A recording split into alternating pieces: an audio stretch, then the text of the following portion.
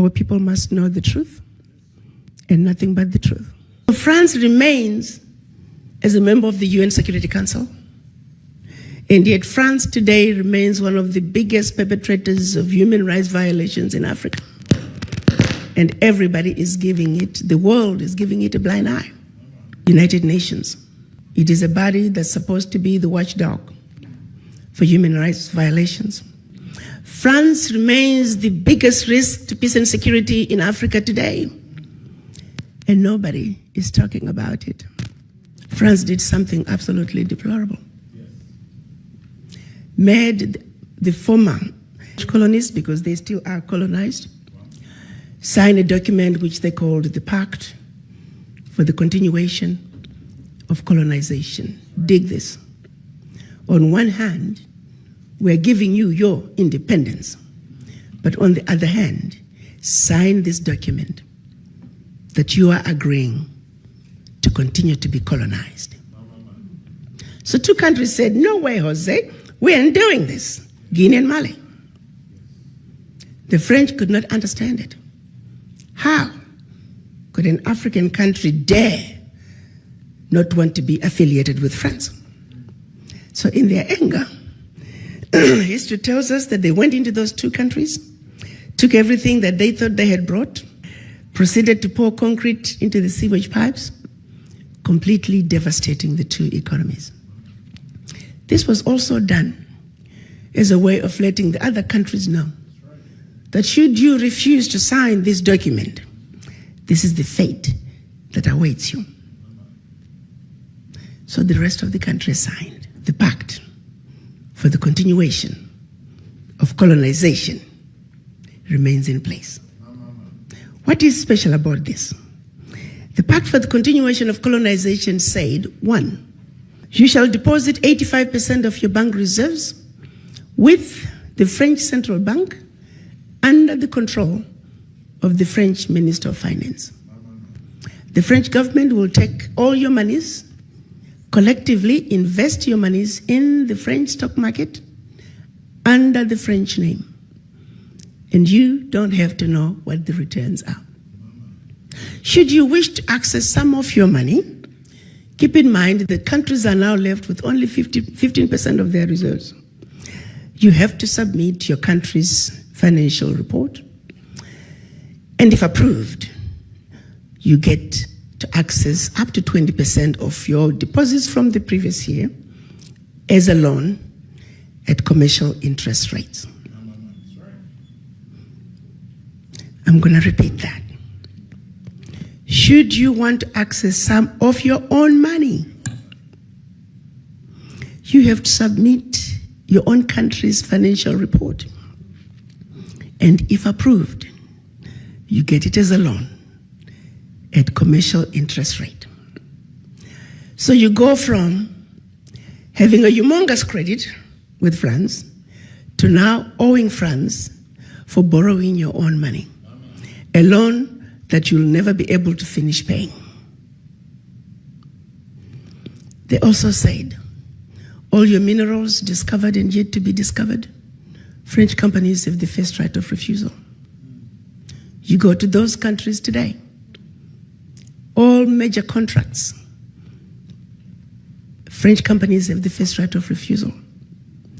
The water supply, the power supply, the mining fixtures, the oil rigs, roads construction, airports, French companies have the first right of refusal. If anything is left, the people in your country may get it. They also said, your military can only be trained by France. You can only purchase military equipment from France. France shall have military presence in your country and can invade your country without notice if France feels that her interests in your country are being violated. In the past many years, we've had 67 coups in Africa out of 26 countries. Of the 26 countries, the coups, 16 coups, 16 countries were former French colonies.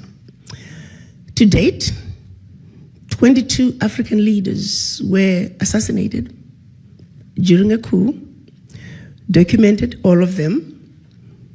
France was behind it, simply because France felt they were quote-unquote threatening French interests. Countries are still depositing their funds to France. Do's and don'ts as stipulated by the Pact for the Continuation of Colonization.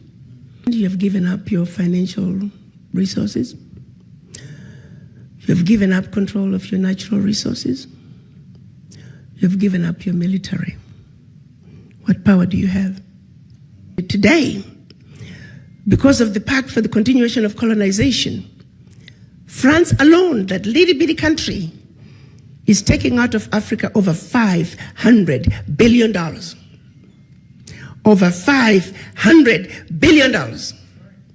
And by the time they finish investing that money into the French stock market, they're realizing trillions of dollars in any given year.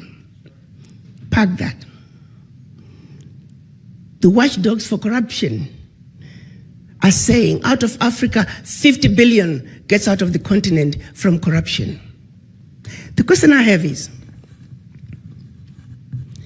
why has it been so difficult for us as Africans to say enough is enough? How long are we going to keep watching this carnage go on and we say nothing? It goes back to the mind. It goes back to that fear. It goes back to that sense of inferiority. And I go back to the diagnosis I made when I went to Washington.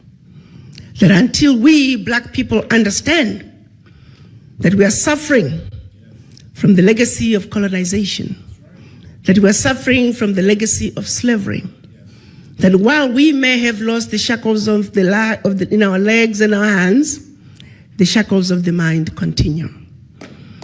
Until we realize that we are a wounded people and we need healing, nothing about our circumstances is going to change.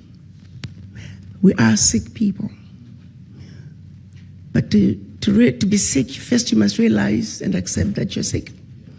How do you go to the doctor if you don't think you're sick?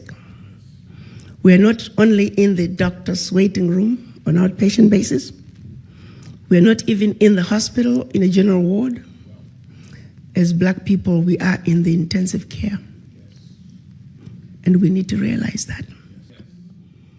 The baby is now born. And her name is the African Continental Free Trade Area. You see, the children of Africa must realize that now we need diapers, we need formula. There are going to be sleepless nights. This baby is going to cry. This baby is going to throw tantrums. We need to be ready to take care of this baby. Africa is on the move. The question is, are the children of Africa ready to step up and take what is rightfully yours? You got to understand, around the globe, as black people, the reason we are so disrespected is because we are poor. Most of us don't own anything. Singularly, while we were given our independence, the one thing that was denied from us is economic liberation. The African heads of states are saying African wealth belongs to the African children. The African Union defines African diaspora as all people of African descent living outside Africa. The colonizers have been building the Africa that they want. The game is up. You see, you don't go to China and find black people driving the Chinese development agenda. You don't go to Europe. You don't go to Mexico, India, and find black people driving those regions' development agenda. The reality is, you must not, cannot, should not, and golly, will not go to Africa and find non-Africans driving the African continental development agenda. Unless, of course, you, the children of Africa, the inheritors of Africa's wealth, choose to vacate that place that has your name, the choice is yours. The environment is ready. And so, I'm on a mission to see to it that we, people of African descent, truly understand our Africa. Truly realize that we have been lied to, but that we're smart enough to know better. That we have been sleeping, that it's time to wake up. You see, a united African diaspora is a sleeping giant. It is the sleeping giant that is needed to bring the sustainable change that Africa desires. Bigger corruption in Africa is coming from outside. Try flying low over the DRC. You're gonna see tarmacs in the middle of the jungle. You're gonna see 747s flying into the DRC, picking up minerals and flying right outside the country.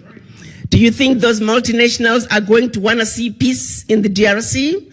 Do you think they're going to wanna see peace in South Sudan? No. A stable Africa is an Africa that cannot be exploited. So they will see to it that there will never be peace in Africa by any means necessary, unless you come to the table and do something about it. For a continent that doesn't have a single gun manufacturing company, we simply have endless supply of guns. How?